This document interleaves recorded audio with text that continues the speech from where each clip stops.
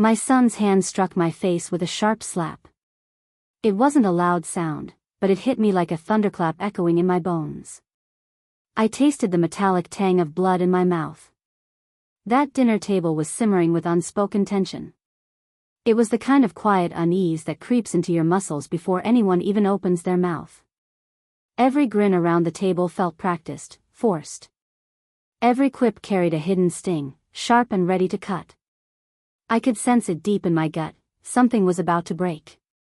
The only question was who'd be the one to shatter the silence. It wasn't the burn on my cheek that left me reeling.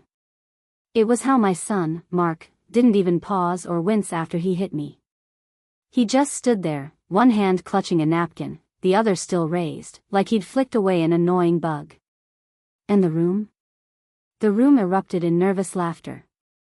It started with a few uneasy chuckles, then spread. Cassandra, his wife, let out a high-pitched giggle from behind her champagne glass, her eyes wide with disbelief. Mark's boss gave a low, approving whistle, like he was watching a bold performance. Even my grandkids, the twins, squirmed in their chairs, acting like they hadn't just seen their dad strike their grandma. What had I even said to set him off? What was so awful? All I did was smile at Cassandra and say, "That dress takes me back to one I wore in '92. You look like you stepped off a movie screen." That was it. That's what lit the fuse. Cassandra's face tightened like a knot pulled taut. She leaned over to Mark and murmured something under her breath. I couldn't catch the words. Then came the slap, quick and deliberate. I didn't cry or shout. Slowly, I touched my cheek, feeling the warmth of betrayal. Mark, no longer my little boy, stood as a stranger who'd rewritten our history. Cassandra huffed loudly, she always steals the spotlight. My family shifted uncomfortably, guests avoiding my gaze as wine bottles clinked. I smoothed the napkin across my lap, my hand steady as stone. Then I locked eyes with Mark and said, silent as twilight, "Huh? I get it. It's time." That was all I said, calm and even. I didn't fling my wine glass or storm out in a huff, begging for respect. Instead, I stood up, squared my shoulders, and adjusted the pearl necklace at my throat, the same one I wore the day I signed the papers to send Mark to college debt-free. The silence around the table hummed louder than any argument could.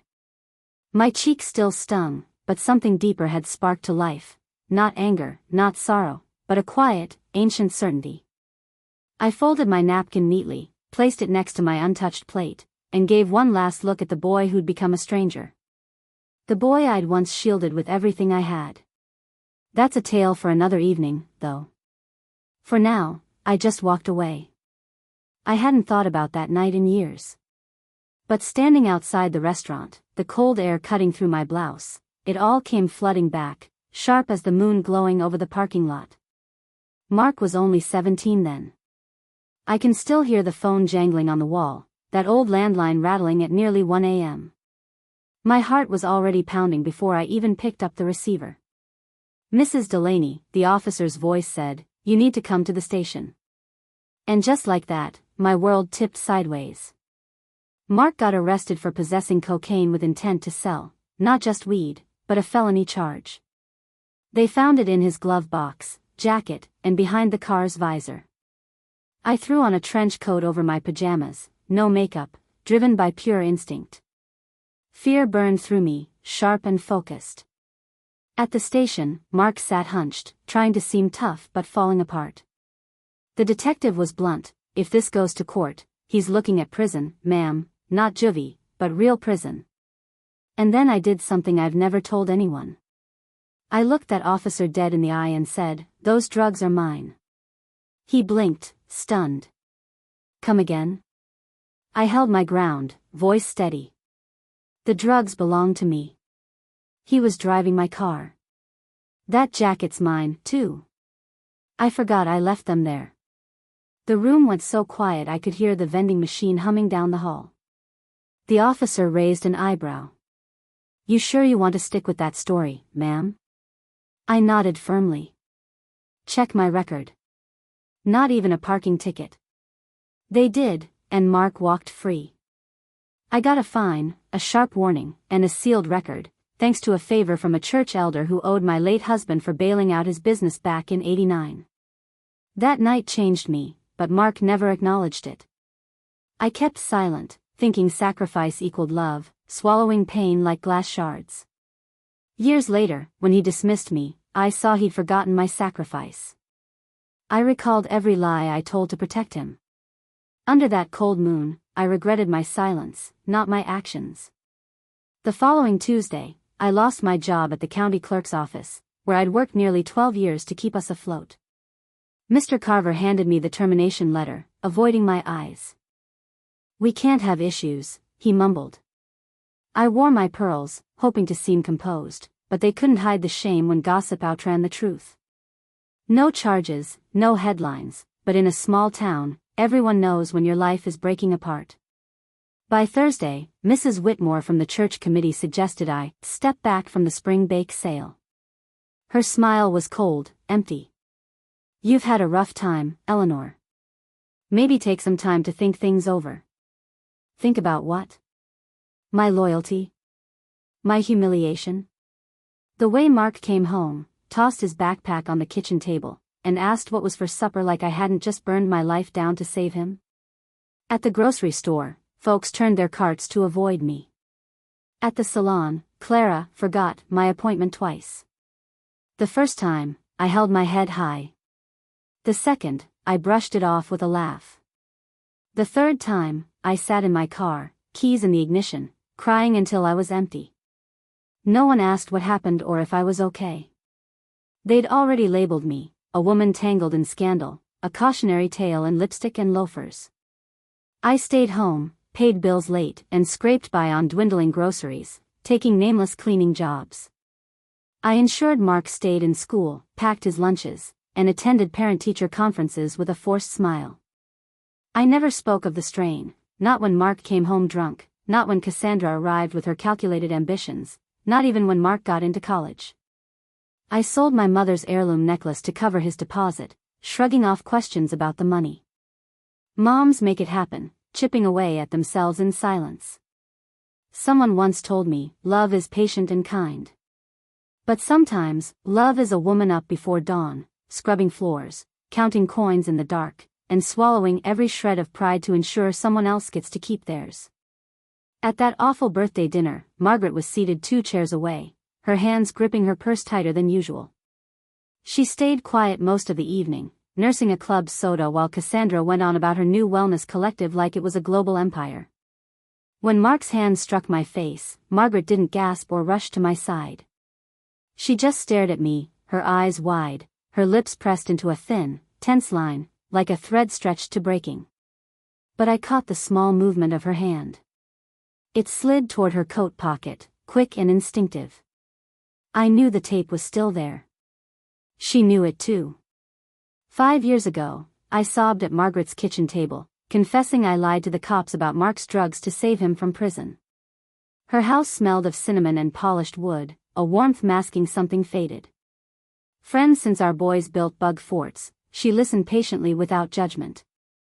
She didn't say a word, didn't interrupt, just reached over and laid her hand on mine, warm and steady. After a long, heavy pause, she asked, "Want some tea, honey?" I nodded, because saying thank you would have broken me completely. That's when I saw the tiny red light blinking under her bread box. Her old recorder, a relic from her court typist days, was running. My heart froze. "Margaret, are you recording this?" She didn't waver. "Only because I know you won't tell this story again, and someone might need to hear it one day." I didn't fight her on it. I couldn't. I just nodded, my eyes stinging with tears and shame. That tape went into her safe that night. And at that dinner, it was tucked in her coat pocket. When Cassandra raised her voice, when Mark's hand came down, when the room settled into that slick, uneasy silence, Margaret's fingers brushed her pocket for just a moment, not to pull the tape out, not to make a scene, but to remind us both that the truth wasn't just a ghost anymore. It had substance. It had proof. And Margaret wasn't going to let me bear it alone any longer. Mark bragged about Cassandra's skincare venture, boasting about her aloe vera serum success. Her office loves it, he said, grinning. Cassandra shrugged, just a side project. Started with 15,000. I stirred my water, silent. That money came from my grandmother's silver candlesticks, sold for 13,500 to an estate shop, plus grocery savings. Cassandra never asked where it came from. Now there she was, acting like the money fell from the heavens. Mark launched into a story about his MBA days.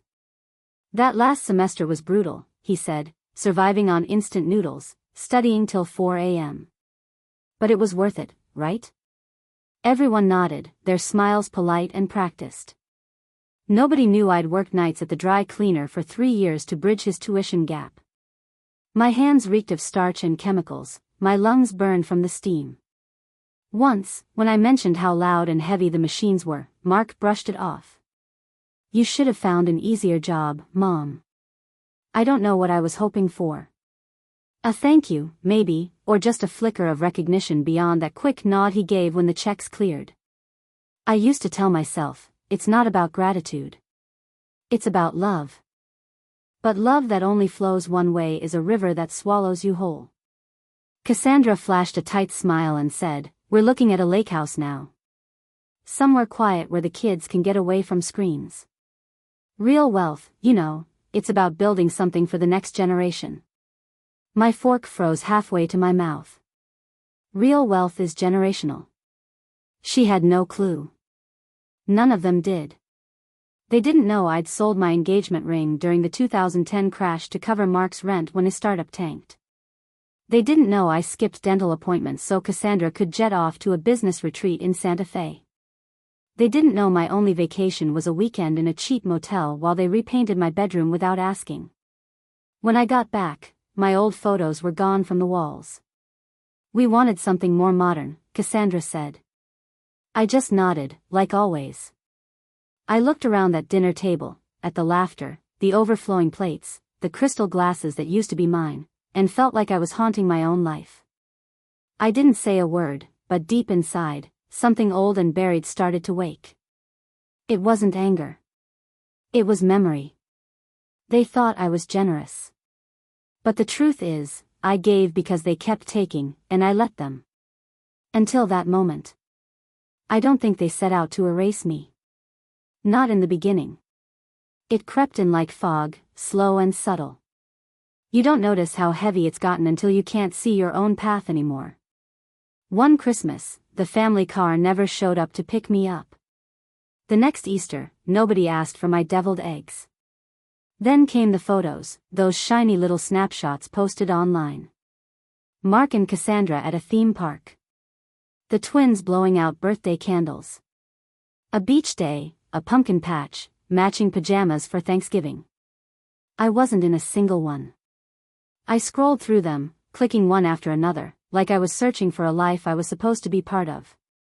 I stared at a photo caption that read, "Grateful for family," until my eyes stung with tears. I'd been there for every midnight feeding, every fevered night, every teenage tantrum, and every cap and gown moment, but somehow, I'd been erased from their story. My phone calls went to voicemail. My texts sat unread, marked as seen, but ignored. I was always the one reaching out, my heart stretching across the silence, never met halfway. When I mentioned it, they called me oversensitive. We're swamped, Mom. You know how life is, they'd say. Their lives got fuller, and I got quieter, fading into the background. Margaret was the only one who saw it. Every Sunday, she'd show up like a steady rhythm, bringing daisies from her garden or some new tea she'd read about in her stack of dog-eared magazines. Just us gals, she'd say, plopping down on my couch like time hadn't changed a thing. We didn't always need words. Sometimes she'd just sit there, her needle flashing through fabric while I crocheted, our silence warm and comforting, not heavy like the kind I got from others. One afternoon, I let slip that I hadn't seen the twins in 4 months. Margaret's gaze lifted from her yarn, sharp and searching. Want me to tell you what's on my mind? She asked. No, I whispered, but stay here with me while I feel this ache. Her hand found mine, warm and solid, grounding me. That's what I'd been missing, presence. Even before Mark's hand struck my face, the real hurt had already taken root, the slow, creeping pain of being replaced in your own life. I found a note stuck to the fridge once, scribbled after a sleepover. "Thanks, Nana Margaret," it read, in a child's uneven scrawl. I wasn't angry. Margaret was a grandmother to them in every way that mattered, stepping in where I'd been pushed out. Still, it cut deep, like a paper's edge. I didn't have a place in their world anymore, not really. They called me dramatic, their go-to word. If I cried, I was dramatic. If I asked to be included, dramatic. If I dared mention the sacrifices I'd made, oh, that was peak drama. They'd shoved me to the margins, like an old photo tucked into a shiny new frame, still there, but never touched. If Margaret hadn't kept coming around, I might have started believing I was too much, too needy, too inconvenient. But Margaret saw me, truly saw me, when no one else bothered. It started before the slap, before the wine glasses were even half empty. Mark was twirling his glass like he'd been raised in a mansion, not on boxed mac and cheese and grocery store coupons. Cassandra leaned toward me, her lipstick perfect, her voice sweet but gritty, like sugar mixed with sand. "So," she said, her smile wide but cold as a freezer door, "why don't you tell everyone that prison story again? You love your little dramatic moments, don't you?" I froze, my fork hovering. The table let out a nervous chuckle, stiff and awkward. "I don't think," I started to say. "Oh, come on now," Cassandra interrupted, tilting her head with a patronizing grin. "You said it was just a mix-up back then. Can't you laugh about it now?" Mark didn't even blink. He just smirked. "God help me," he said, "maybe she enjoyed it there, free food, all that attention, some structure." Someone down the table laughed. One of Cassandra's friends muttered, "Wow, really?" under her breath. I forced a smile, the kind women perfect over years of swallowing hurt. "Maybe so," I said softly, but under the table, my hand shook against my knee. I pressed it hard against the fabric to still it, counting the stitches in my dress hem, 15 across, 4 down. I'd sewn it myself, thinking I'd wear it to celebrate Mark's promotion, not to sit through my own humiliation. Margaret's eyes were on me, steady and fierce. She didn't speak or jump to my defense, but her gaze burned with quiet, loyal fire. I kept eating, tasting nothing but ash. My plate could have been piled with stones for all it mattered. This was the proof I'd been dreading. They hadn't just forgotten my sacrifice. They'd turned it into a punchline, a quirky anecdote to toss around over appetizers. They had no clue what I'd given up, how much it cost to keep their hands clean while mine were stained with silent lies. I wanted to stand, to shout, "I lied for you. I bled for you." But I didn't, because I'm a mother, and mothers learn to break apart quietly. Instead, I reached for my water glass, lips curved in that practiced smile. My hand bumped the stem too hard, and the glass wobbled, just a fraction. No one noticed but me. That was the real moment, not the slap, but that tiny tremor in my fingers, that crack running through my core. It was where the light started to seep in. I thought, if you knew what I did to save you, you'd be begging for my forgiveness on your knees. Instead, you laugh. I excused myself to the bathroom, just needing a moment to breathe. Not to cry or scream or make a scene like they'd expect, just to survive the next 15 minutes without crumbling in front of strangers. The faucet was loose, the mirror too harsh. I stared at my reflection, barely knowing the woman looking back. My cheeks were still red from where Mark's hand had landed. My lipstick clung like a whispered prayer. I was adjusting my necklace when I heard them through the vent in the wall, its paint chipped and peeling. Voices, clear as day, from the other side. Cassandra's voice, smug and soft, "She's losing it. Did you see how her hand was shaking?" Mark, casual as ever, "She's been off for months now. Margaret's the only thing keeping her going." Then Cassandra's tone shifted, cold and calculated. "We don't have to wait for her to fade out naturally. A few mistakes, a couple of reports, and we can prove she's unfit. Once we get power of attorney, power of attorney. The words hit like a hammer, ringing in my ears. Mark chuckled, brushing it off. You make it sound so sneaky, Cass. It's not sneaky, it's practical, she shot back. She's got what, the house? Plus whatever's left in her accounts. Mark's voice dropped, quieter now, she's too stubborn. She won't sign anything willingly. Then came their laughter, low and shared, followed by the clink of glasses. A toast. I stood there, one hand clutching the sink, the other still on my pearl necklace. They were celebrating the thought of stripping away my mind, my rights, my future, like I was an old handbag they couldn't wait to claim. I didn't cry or barge in. I just looked at the woman in the mirror, the one who'd saved them countless times, and whispered to myself, not this time. They thought I was slipping. Let them think it. They thought I was weak. Let them. They'd forgotten that a quiet woman who knows exactly where the truth is hidden is the most dangerous thing of all. My truth was on a cassette in Margaret's pocket. And for the first time, I was ready to let it speak. The church was empty except for the three of us. Margaret had the keys, as she always did, ever since she started helping the Reverend sort the food pantry and arrange rides for folks needing dialysis. We met in the back office, not the sanctuary. I wasn't ready for stained glass or holy light just yet. Just a wobbly folding table, a battered coffee maker, and the truth laid bare. Reverend Ellis sat across from me, his eyes kind but piercing, the kind of eyes that don't shy away from pain. I'd called him that morning, my voice steady but raw. I need someone who remembers who I was before they shrank me down, I told him. He said, simply, come. Margaret filled our coffee cups, but I left mine untouched, steam curling up like a quiet warning. I reached into my purse and pulled out the cassette, its small plastic frame heavier than I remembered, carrying the weight of the moment my world broke apart. I placed it on the table, deliberate, like laying down a loaded gun. I spoke my truth once, I said, my voice steady as a heartbeat, but only in secret. That changes now. Margaret didn't flinch, just slid a manila envelope across the table toward me. Inside was a typed transcript, notarized and witnessed, as official as it gets. I made copies, she said, her tone soft but unshakable, because I knew one day you'd be ready, even if I didn't know when. I looked at her, my one true friend, the only person who stood by me without hesitation. Every woman needs a Margaret, I thought, someone who stays steady when the world turns cold. Reverend Ellis opened the envelope and read in silence, his eyes moving over the words for what felt like forever.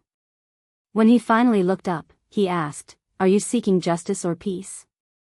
I took a deep breath, the kind that feels like rain washing away ashes. "I want the truth out there," I said.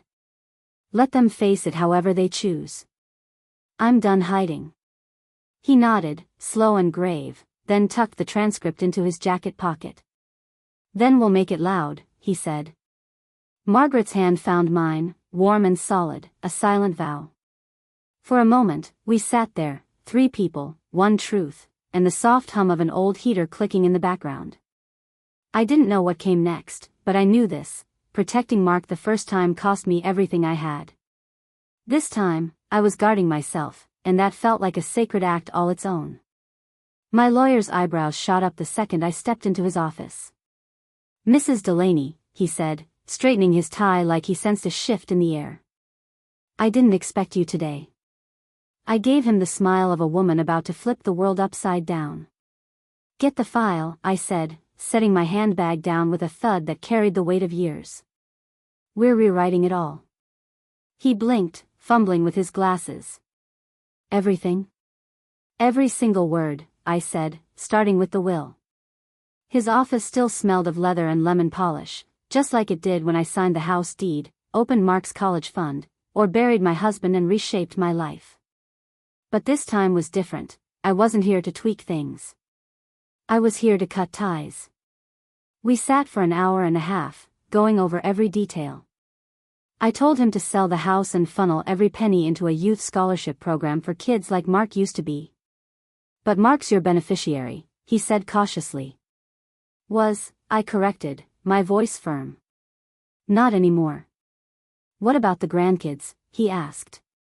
Bless them, I said softly, but they've got plenty, all bought with my sacrifices. They'll manage. We added a final clause. Margaret would oversee the fund's distribution, and no money could go to anyone who tried to manipulate or control my autonomy through coercion or legal tricks. Do you want to inform the family? My lawyer asked, pen hovering. I smiled, sharp and sweet. Oh, honey, I'll handle that myself, face to face. He raised an eyebrow. When? Soon, I said, my voice steady. Real soon. That afternoon, I dialed Cassandra's number and left a voicemail on speakerphone. I'm hosting a Sunday brunch, I said, my tone smooth but edged like a blade. Just family, one last get-together before I hit the road for some travel. I could almost picture her smirking, probably imagining mimosas and another handout. Fine. Let her think that. The rest of the week, I prepared, not for a fight, but for closure.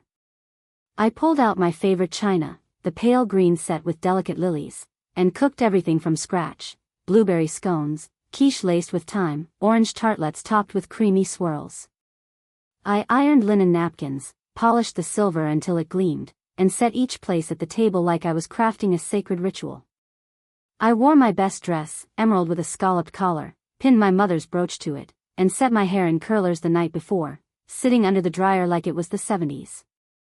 Not to impress anyone, but to remind myself of the woman I was before they wore me down. I wrote their names on place cards, adding a flourish under every E, playing the gracious hostess they expected. But this wasn't their party, it was mine, a farewell they didn't know was coming. I called it my last supper, and oh, they showed up ravenous. 2 nights before the brunch, I went to the church gala, dressed in soft ivory knit, pearls gleaming at my collar, the kind of outfit that speaks of quiet dignity. People wrapped me in hugs, kissed my cheek, told me I looked radiant. Even Cassandra, with her barbed compliments, said, "You seem so rested," like calm was a trick I'd finally mastered. Mark handed me a glass of sparkling cider, pecking the air near my face. "Good to see you doing better, Mom," he said. Better? He had no clue. I wasn't better, I was free, and I'd stopped confusing courtesy with care. Reverend Ellis took the mic, thanking the volunteers. Cassandra clapped loudly when her name came up, all performance. Margaret and I stood by the punch bowl, out of the spotlight. She leaned close and whispered, "You ready?"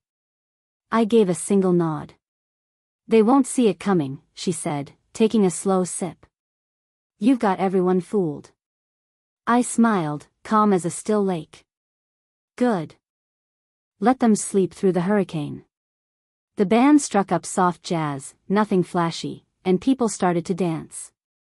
Mark offered me a turn on the floor, and I took it. He moved stiffly, like it was an obligation, not a joy, but I followed his lead. "Thanks for being here tonight," he said. "It means a lot to Cassandra." Cassandra. Even now, she was the center of his world. I let him spin me once, my feet aching but my spine straight, held together by grace and memory. "It's nice to feel seen," I said softly. He didn't catch the weight of it, just nodded and glanced at his watch, like he was already halfway out the door. As the song ended, I turned to Margaret. "I'm heading home," I said quietly. "Need to rest up for Sunday." She squeezed my hand, her grip firm. "Don't you dare feel guilty," she said. "You've waited longer than most would." I didn't feel guilt, not anymore. Guilt was for women still holding out hope. I was done hoping. I was ready to close the book. And so, the table was set.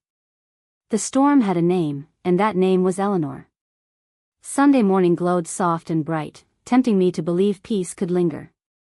The table was beautiful, green lily china, napkins folded like swans, mimosa glasses sparkling, an orange candle flickering like a whispered prayer.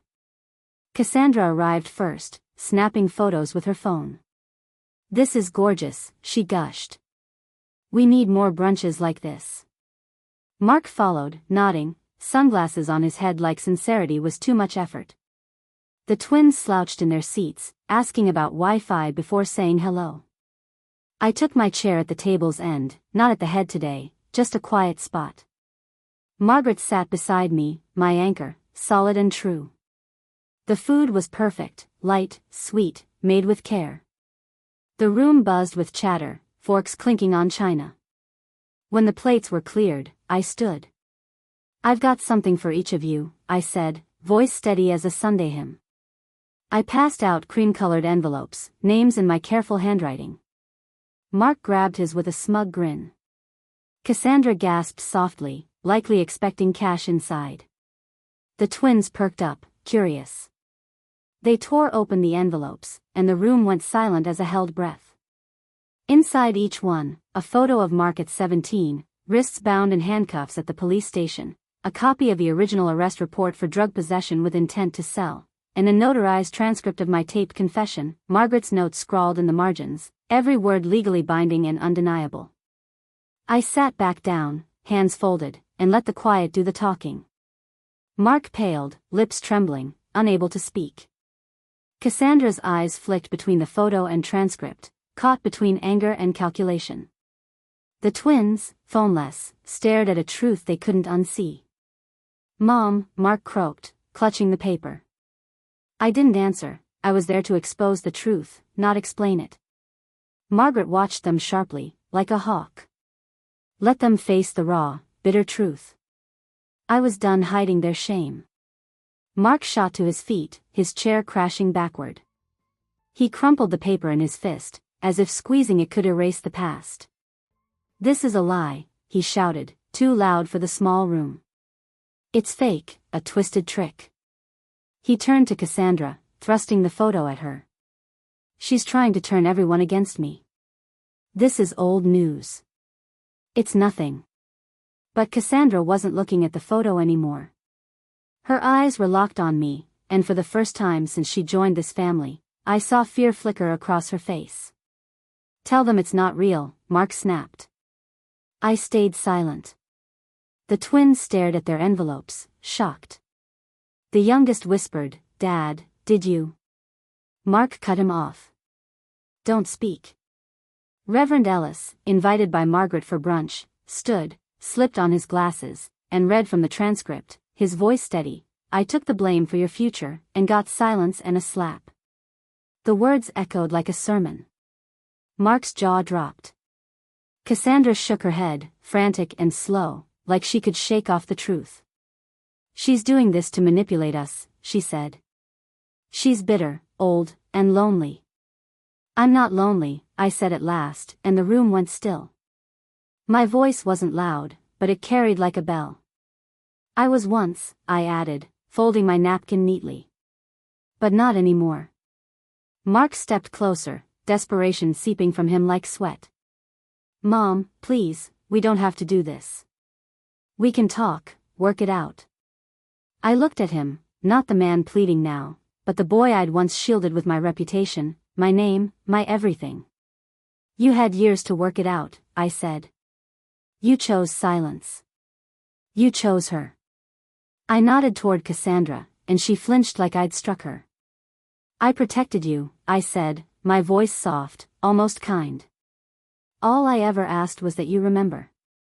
He collapsed into his chair, like the ground had vanished beneath him. For once, no one rushed to his side, because when the curtain falls, the audience scatters, leaving the actors alone with their truth. Mark was still slumped in his seat when I stood again, my voice calm and even.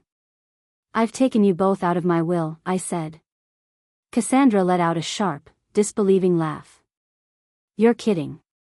I turned to her slowly, pulling a folded sheet of cream-colored, embossed paper from my purse and setting it gently by her plate. "That's the executed trust," I said. "Effective now. Everything I have goes to a youth program for kids like you used to be, Mark, before you forgot what it means to be saved." Her smile faltered as she glanced at the paper, voice shaky. "Is this because we suggested you needed care?" "No," I said. "It's because you plotted my death while I sat at your table." Mark pleaded, "We were concerned. You seemed worn out." I cut him off. "You meant it." You've always taken. I looked at him, eyes heavy with memory. At 17, I took the fall for you, lost my job, friends, reputation. All for your future. All I asked was respect. He swallowed hard. Instead, you struck me in front of your kids for embarrassing your wife. You took my money, my silence, my place. I stepped back. I don't owe you silence anymore. I spoke to be free. As I walked out of the restaurant, the sunlight caught the silver in my hair, glinting like a crown I'd earned.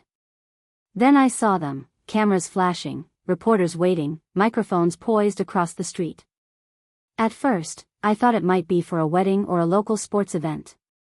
Then I spotted Margaret by the curb, her coat fluttering in the breeze, arms crossed with that proud, sisterly look she gets when she's pulled off something big. She wasn't smug, she was satisfied, and so was I. The woman with the microphone stepped forward. "Mrs. Delaney," she said breathlessly, "is it true you covered for your son's arrest in 2003? I didn't flinch. I didn't look back at the restaurant doors behind me.